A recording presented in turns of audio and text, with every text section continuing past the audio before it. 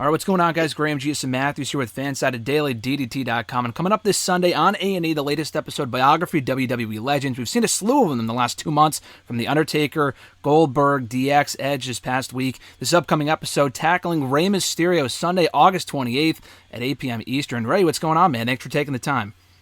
Oh, thank you, man. Thank you for having me here, man. I'm looking forward to this A&E biography. Wow. It's pretty cool. I mean, like I talked about with the other people, I mean, this is quite company to be among with Taker and Edge and Angle, all people you've obviously shared the ring with in the last 20 years. Congrats on 20 years, by the way. But talk about this documentary. I mean, having a documentary in general. I mean, we've seen a ton of them with you for WWE in the last 20 years, but having it air on A&E is a pretty big deal. It is, man. And I'm very grateful for the opportunity to tell my story, on a different level. WWE fans that know about Rey Mysterio from WWE, go back to 20 years. But my story starts in 1989, and I grinded out from that time up until now. And when you put all the numbers together, I've been part of 5 decades of wrestling, which is very special, very, very special when you look at it that way. A&E has come out with some incredible documentaries. I just finished watching the Edge one, and I thought it was unbelievable, man. Just incredible content. It's pretty funny, too, because when you celebrated 20 years in WWE just recently, I saw a lot of memes online of people saying when Rey Mysterio first started wrestling, gas was 50 cents a gallon or whatever it might have been. It's crazy how much has changed in the last 50 years, and you're still killing it to this day. Thank you, man. Thank you. It's the passion I have for this sport. I've been very blessed, to have been going as long as I have, and not only that, the fact that now I'm sharing a different time in my career, next to my son, this is all very special to me. I never thought that I would be sitting here one day talking about a documentary on my life and at the same time wrestling next to my son. It's very special. I guess you answered my next question right there, but what's your secret for continuing to go still strong all these years later? Is having someone like your son in your corner kind of rejuvenating for you and kind of keeping you going all these years later? That definitely is a huge factor on my motivation to keep doing what I'm doing. The other factor, I believe, is my fan base. My fan base has been incredible, supportive, and loving, from day one. And, without them, I would not be where I'm at today. And I think the third factor to me performing at the level that I have been is, the new the stem cell treatments. It's been rejuvenating me from day one that I've tried them. 2019, I did a big stem cell treatment in Colombia. Injected over 330 million stem cells into my body. Wow. It's new medicine. It's therapeutic. It's rejuvenating. And I just did one not too long ago in April of this year, and that I truly believe is helped me waking up every morning pain free, still motivated and focused on what I love to do. That's awesome, man. Congrats. And you only mentioned that, you mentioned that it was only just recently started doing the stem cell treatment, dating back to 2019 being the first one. Could you have imagined even 5 years ago, even hearing about that, being able to do it? And let's say, go back 8 years ago when you first left WWE. You talked always about how you wanted to come back, retire here. That's obviously the plan. Did you still think you would be wrestling in 2022 had this not been the case with the whole stem cell stuff in the last couple of years? No, I truly don't think I would have. I remember when stem cells first started to surface in the U.S., roughly 2012, 13 maybe. And it was very rare that you could find someone that was practicing stem cells. They still were, not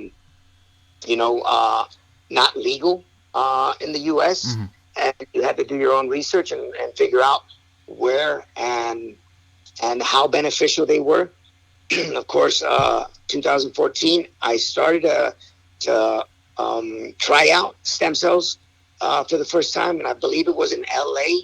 I believe a doctor that was taking care of the Lakers at the time I did a treatment on one of my knees, and it helped. It helped. Of course, 5 years later, the treatment is more advanced, and I find this clinic in Colombia that now it's just they've taken it to another level.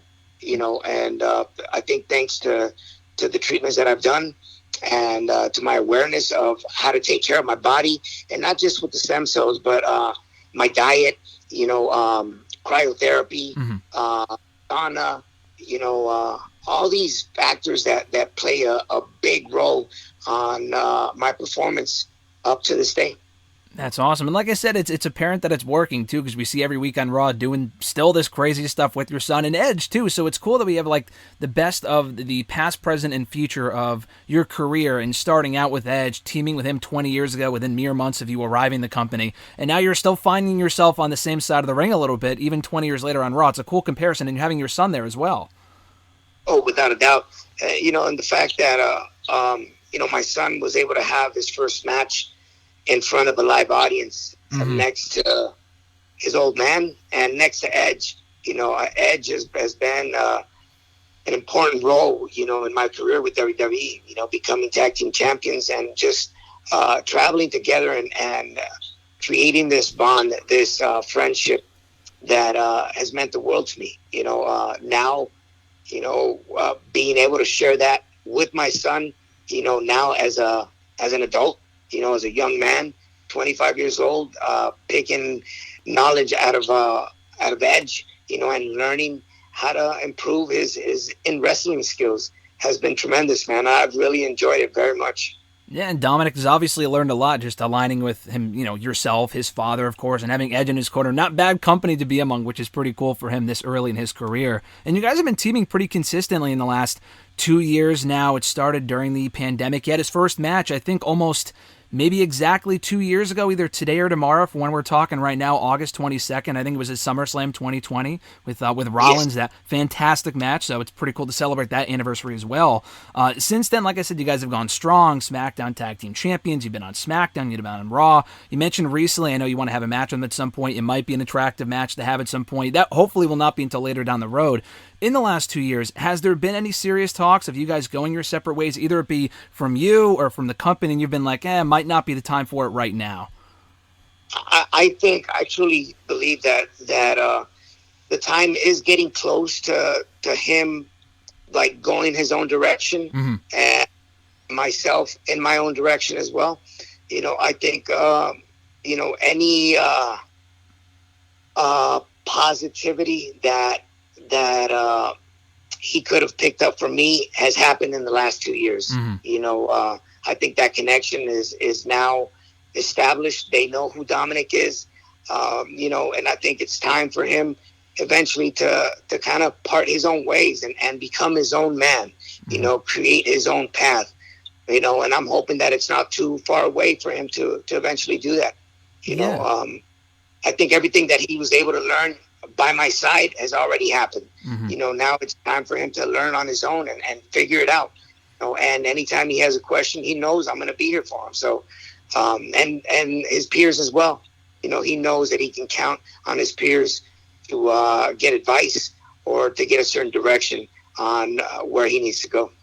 Yeah, maybe that match will happen at some point. Like I said, maybe it won't. I know you've mentioned him as a potential opponent for down the road. I know you've mentioned Finn Balor. That's the big one. Obviously, you guys have had matches on Raw, but not yet on one-on-one on a big stage, such as a WrestleMania or whatnot, which would be great. Going back a few months, I was curious about this, dating back, I think it was back in March. You guys made that one-off appearance in NXT, which was really cool. I think Dominik had a match on that show with one of the members of Legado. And seeing you guys in that environment was really, really cool. Was there anything else that was going to come of that, whether it be a feud or more time in NXT? Can you elaborate on that a little bit, or if it was just meant to be a one-off? So at the time being, it was pretty much, let's see what happens here. Let's see what type of connection we can have. They have incredible Hispanic or Latin superstars in NXT, with Legado. That one-off happened. And at the time I was hurt from a groin that I was trying to repair. It should have been a tag match, which obviously didn't happen. And I've always had the curiosity to come back. and I would love to go back and continue, that appetizer or that teaser that we left there, and then turn it into something bigger. It helps show how important the roster is in NXT, because there's incredible talent there. It gives them also the opportunity to show, what they're made of, and the hard work they put in ever since they became part of NXT. So I've always thought that being able to combine superstars from either Raw or SmackDown with NXT gives the fan a perspective on, okay, who's ready to move up to the big roster, and I think Legado is one of them. Yeah, no, for sure. I think it was actually just last Tuesday that I think two of the members are still in NXT. Cruz del Toro, the former Raul Mendoza, and Joaquin Wilde. Santos actually just lost a match last week that forces him to be banned from NXT moving forward after he lost to Tony D'Angelo. So we could be seeing him on Raw or SmackDown going forward. For a lot of people, that's been a match that's been extremely exciting that hopefully we get to see at some point. Yourself and Santos, talk a bit about him, what you know of him, and if you guys had any interaction in Lucha, too, when he was back as... I forgot his name at that point, but you guys were in... What was his name at that point? I forget. Fantasma. Fantasma, all right. So he was back at Fantasma at that point. He was fantastic. Did you guys have any interaction at that point in Lucha or not really? Yes, we did. We actually had an interaction back in Mexico right before I came back to WWE. Wow. And I think he's an incredible talent. He has a lot to give and to bring to the table. The fact that he's also a second generation wrestler, following in his dad's footsteps, and his dad, I had the opportunity to share the ring with his father as well. But I truly feel that Escobar has the talent to be part of the main roster, whether it's Raw or SmackDown. I truly hope he comes over to Raw, because I would love to set foot in the ring with him. Would love to see that matchup. I know he went by Fantasma in Mexico. Did he have a different name in Lucha Underground? I forget. Yes, he was called... Oh, God. I don't remember. I'm sure if I heard it, I would remember. Yeah, but he did have a different name in Lucha Underground. Yeah. And did you guys have any interaction there, or was it just in Mexico? No, we had a little bit of interaction in Lucha Underground as well.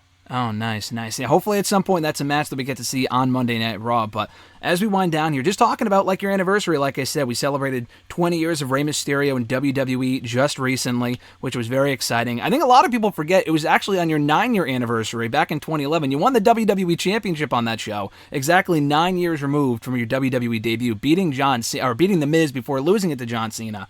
I was always curious about that. Was that always a match that we were going to get at SummerSlam, as far as you holding the championship for like an hour on that show? And it was a cool moment. I would have liked to have seen the more extended interaction between you and Cena, but it felt a bit rushed with the whole Punk thing happening at that point. Yeah, I believe something had happened that night that they had to make changes on the fly, and the changes were me taking it from Miz and then passing it on over to Cena. But the fact that I became champion there and held it only for that special moment, and then passed it on to Cena, just it solidified me being world champion once again, even for that short amount of time. But I wish I would have had the opportunity to been in the ring longer with John. Incredible talent. And I remember that night he really took it up a notch, doing the leg drop off the top turnbuckle. Just always upbeat, man, and always willing to put in, to have a great match. A lot of respect to John for that. Yeah, and it was a fantastic match. I think a lot of people forget about that as one of, in my opinion, one of your best matches in WWE, one of the better Raw matches in the last 10, 15 years, and we've seen quite a few of them with you involved in the last few years since you returned to WWE back in 2018. Last question for you, Ray, kind of going off of that. You mentioned before some of your favorite matches being with Eddie in the last 20 years, among many other people. Since you've been back for this most recent run in WWE, do you have one favorite match? I guess the match with Dominik winning the tag team titles would be up there, although it wasn't in front of fans, unfortunately. But any other top matches that come to mind for you as being among your favorites since coming back to WWE in 2018? Well, I had an incredible run with, I